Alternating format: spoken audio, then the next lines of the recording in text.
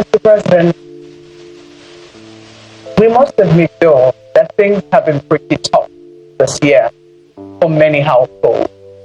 And they, perhaps on the back of the reforms that you have also admitted, have been quite tough on Nigerians.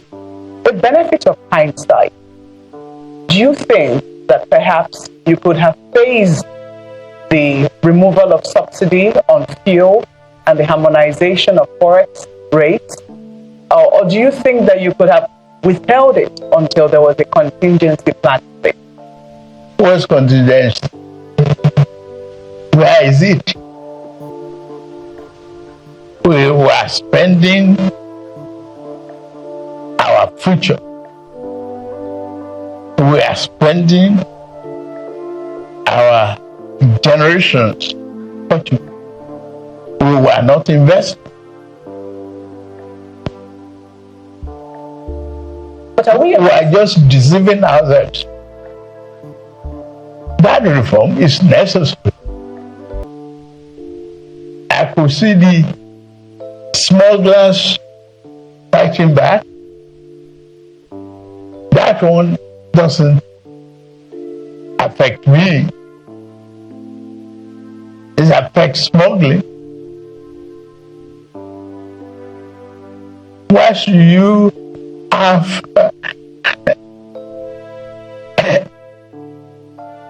expenditures that you don't have revenue?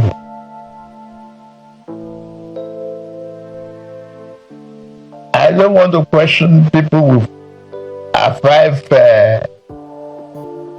limousine type of vehicle on the roads. Well, we should teach management with all our programs. We have to manage our resources within our means. There's no way out that you give out fuel and allow all the entire neighboring countries as Father Christmas.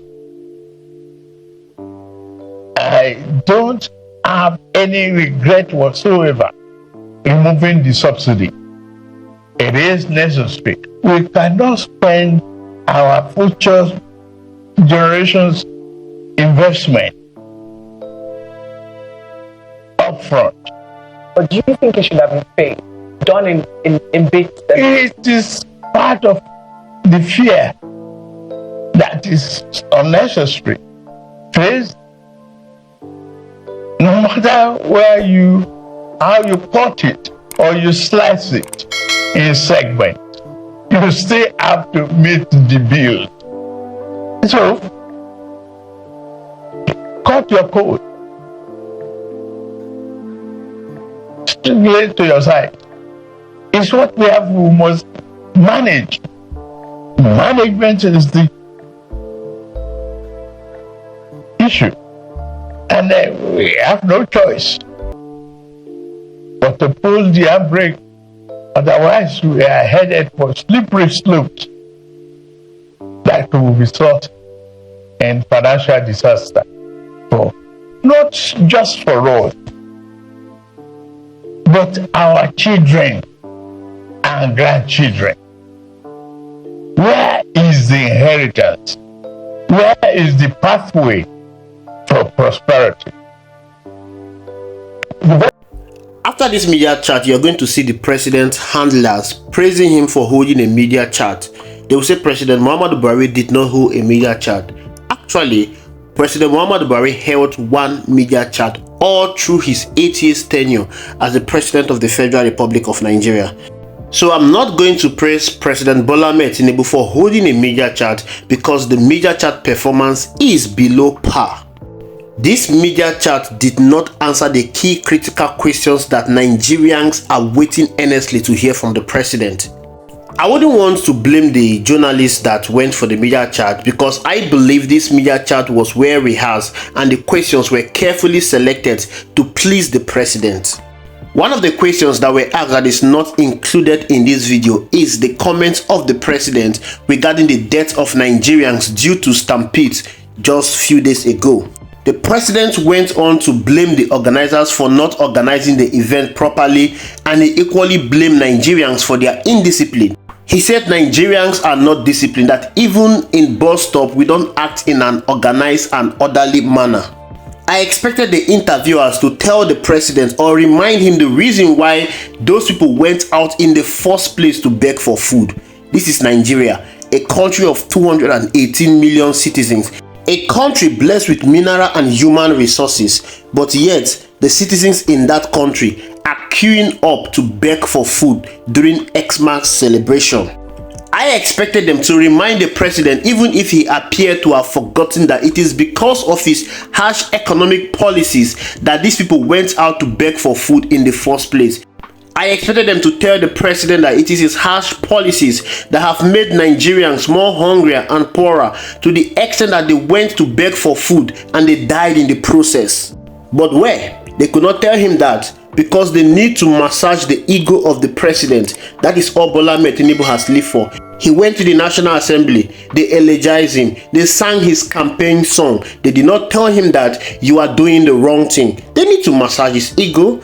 And one of Tinubu's policies that have brought too much pain and anguish on Nigerians is the removal of fuel subsidy. But here is the president, rather than providing a clear path to what he intends to achieve or actualize with the removal of the fuel subsidy, boasting that he has no regrets with the removal of fuel subsidy. What this statement means is that I have no regret with whatever Nigerians are going through. I don't care about the pains they are passing through. They need to live with it. They will definitely survive. That is what the president feels. And this is very, very hypocritical of him. I say hypocritical in the sense that in 2012, Goodluck Ebele Jonathan removed the fuel subsidy. This same Tinubu and his APC cohort deceived gullible Nigerians, and they went on the streets, protest against Goodluck Ebele Jonathan and the removal of fuel subsidy in 2012. They told the gullible Nigerians that the removal of fuel subsidy will make life unbearable for them. They told them that the government will not manage their resources well. They told them that the government will steal their money. They told them that the government will not be transparent with the proceeds from the removal of fuel subsidy. That same Tinubu today has removed the fuel subsidy, and that fuel subsidy has brought untold pain and anguish on Nigerians. This same Tinubu is here to account for the proceeds that have been recovered from the removal of fuel subsidy, and here he is trying to justify the removal of the fuel subsidy. In a way to keep defending the removal of the fuel subsidy, President Tinubu said that we've been spending our generation fortune without saving. This is hypocritical as well, because we are still spending our generation fortune. We are even spending more under Bola Ahmed Tinubu administration with his over-bloated government and wasteful spending.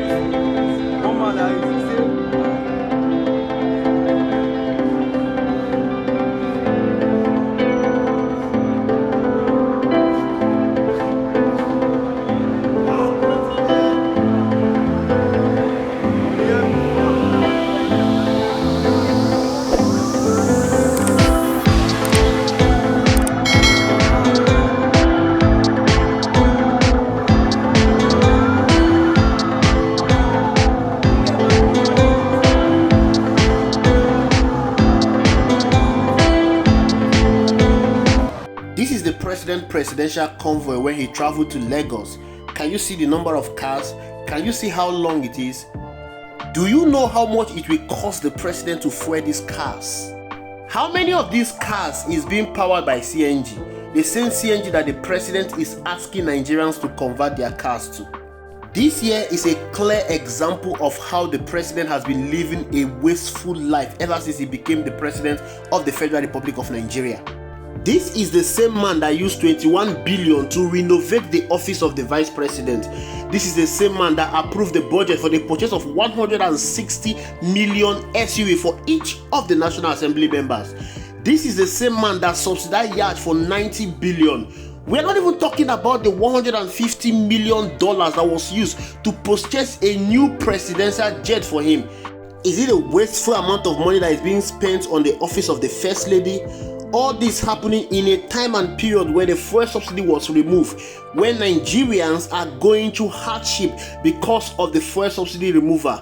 All this are happening in the time where the president is telling you that we need to save. How much are we saving and how much are we spending?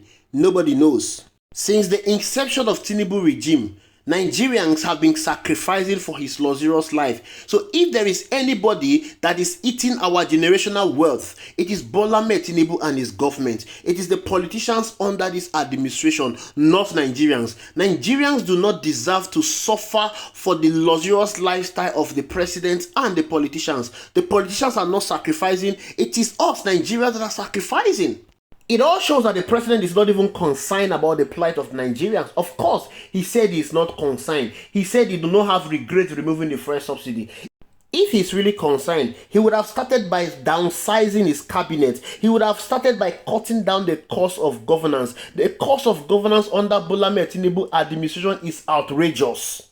There is no how Nigeria economy is going to survive under Bola Ahmed Tinubu government. Tinubu is in that office to make life better for Nigerians, to alleviate the suffering of Nigerians, not to compound the woes and suffering of Nigerians, because this is exactly what he has been doing ever since he became the president. The removal of fuel subsidy is not a bad thing. It is good, but it could have been done in a more proper and organized way. It could have been removed in phase-by-phase portion. Over 1 year after the fuel subsidy removal, Nigerians are still suffering. What happened to the proceeds from it? Why not use the money that was recovered from the fuel subsidy to invest in key infrastructure in this country? Invest in road infrastructure, invest in the power sector.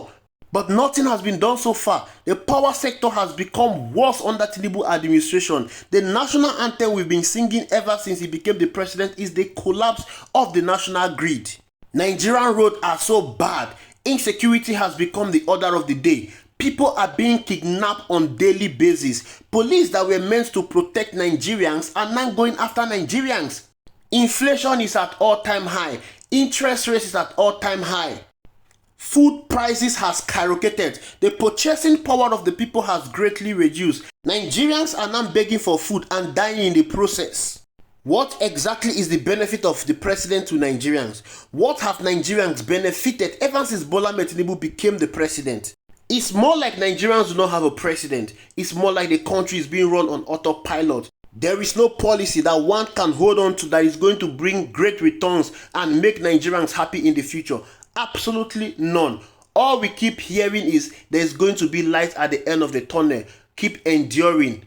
Nigerians do not want a motivational speaker. Nigerians want a leader that will make life better and peaceful for them. Thank you for watching. I will see you in the next video.